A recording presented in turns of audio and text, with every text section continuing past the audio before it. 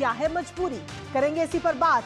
उससे पहले आपको दिखाते हैं कि क्या कुछ कहना है इंडी गठबंधन के नेताओं का।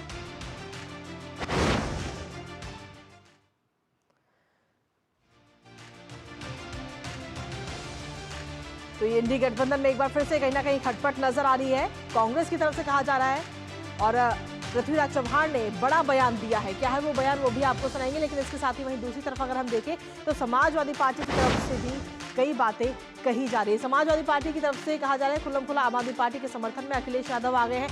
आरजेडी की अगर बात करें तो फिर सिर्फ लोकसभा चुनाव के लिए गठबंधन था, जो इंडी गठबंधन पूरा बना वो सिर्फ लोकसभा चुनाव के लिए था, ये बात इस वक्त कही गई है। इसके साथ ही अगर हम देखें तो ऐसे में टीएमसी की तरफ से भी आम आदमी पार्टी को समर्थन दिया जा चुका है। उधर यूबीटी केजरीवाल के समर्थन में उद्धव ठाकरे गुट भी पूरा आ चुका है। तो कुल मिलाकर कांग्रेस इस वक्त अलग थलग पड़ रही है, बल्कि जो कांग्रेस के ही नेता हैं वो भी बड़े बड़े बयान दे रहे हैं और कह रहे हैं क्या दिल्ली के अंदर आम आदमी पार्टी ही जीतेगी। आइए सुनते हैं एक बार।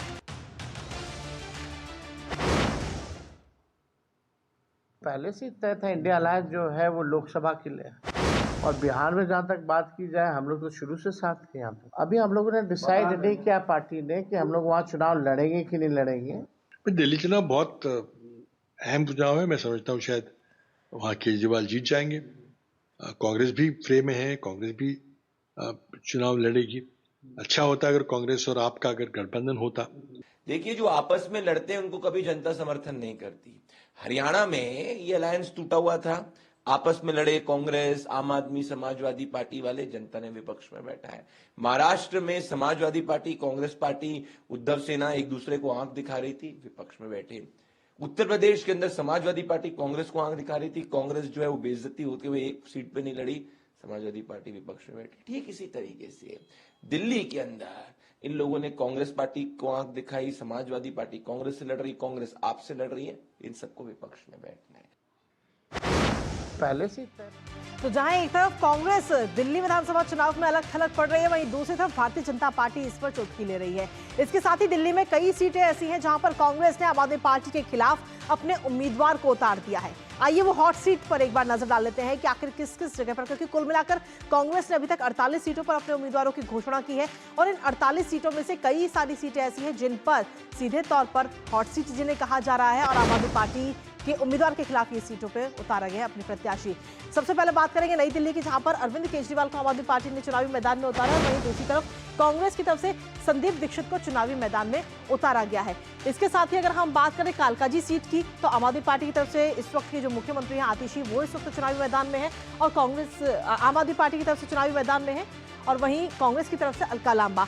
इसके साथ ही मनीष सिसोदिया आम आदमी पार्टी की तरफ से चुनावी मैदान में है और वहीं दूसरी तरफ कांग्रेस की तरफ से फरहाद सूरी इस वक्त चुनावी मैदान में है। तो कुल मिलाकर कई सारी सीटें ऐसी हैं जहां पर आमने सामने टक्कर इस वक्त कांग्रेस और आम आदमी पार्टी की देखने को मिल रही है। गोपाल राय हैं आम आदमी पार्टी की तरफ से और वहीं कांग्रेस की तरफ से हाजी इशफाक। इसके साथ ही अगर हम अगली सीट की बात करें तो वो है बल्ली मारान सीट। आम आदमी पार्टी ने इमरान हुसैन को चुनावी मैदान में उतारा है और कांग्रेस ने हारून यूसुफ को चुनावी मैदान में इस बार उतारा है। कई सीटों पर कड़ी टक्कर है।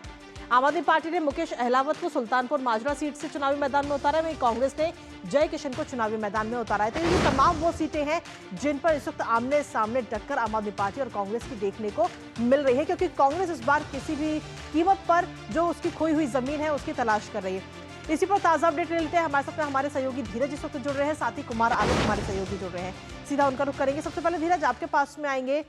कांग्रेस जो है अलग थलग पड़ती हुई नजर आ रही है और कुल मिलाकर देखें तो इस पर भारतीय जनता पार्टी चुटकी भी ले रही है।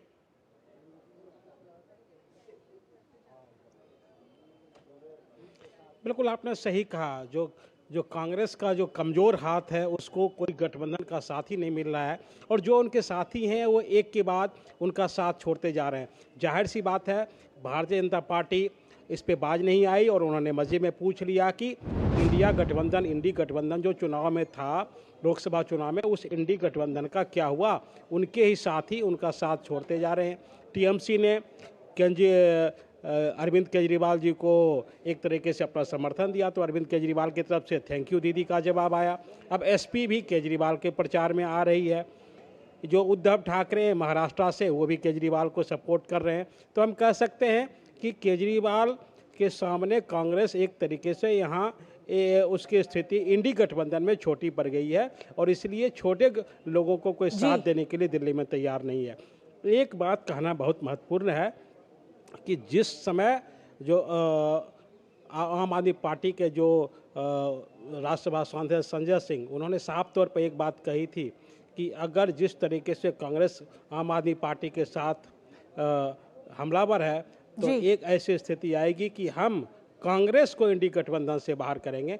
और मुझे लगता है कि संजय सिंह जो कहा था उसी फॉर्मूले को एक तरीके से आम आदमी बढ़ाते हुए जो बाकी जो इंडी गठबंधन के जो सहयोगी दल हैं उन सहयोगी दलों को अपनी तरफ खींचकर कांग्रेस को चुनावी मझधार में अकेले छोड़ दिया है। ये अलग बात है कि कांग्रेस भी अपनी खोई हुई जो जमीन है उस जमीन को तलाशने की कोशिश कर रही है। खोई जमीन तो तलाश रही है, लेकिन कई सारे सवाल भी कांग्रेस के ऊपर खड़े हो रहे हैं। कुमार आलोक, आपके पास में आना चाहेंगे। कांग्रेस के नेतृत्व को लेकर तमाम सवाल खड़े हो रहे थे और अब की बार अगर हम बात करें अब दिल्ली विधानसभा चुनावों की तो बिल्कुल ही अलग थलग कांग्रेस पड़ रही है। क्या मजबूरी मानते हैं कि लोकसभा में तो सब एक साथ आ जाते हैं और विधानसभा चुनावों में अलग थलग कांग्रेस पड़ रही है? क्या होगी मजबूरी? अगर अब सूत्रों की हम बात करें, अगर हम डेफिनेशन दें कि आम आदमी पार्टी और कांग्रेस ने जिस तरीके से लोकसभा चुनाव में इंडी गठबंधन के तहत मिलकर चुनाव लड़ा था तो वो ज़्यादा सफल नहीं हुए, 7 सीटें वो हार गए। और इसको लेकर के कांग्रेस में भी एक जो तबका है उसने कहा कि ये भारी गलती थी। कांग्रेस के प्रदेश अध्यक्ष का स्टेटमेंट आप देख लीजिए कि हमने जो लोकसभा चुनाव में आम आदमी पार्टी के साथ गठबंधन किया तो ये हमारी गलती थी। आम आदमी पार्टी की ओर से भी बयान आया कि कांग्रेस के साथ हमारा जो गठबंधन था लोकसभा में वो गलती था। तो एक तरह से, लेकिन अभी भी खासकर कांग्रेस का एक वर्ग ऐसा है जो चाहता है कि कांग्रेस और आम आदमी पार्टी का गठबंधन विधानसभा चुनाव में भी बना रहे, लेकिन ऐसा हुआ नहीं।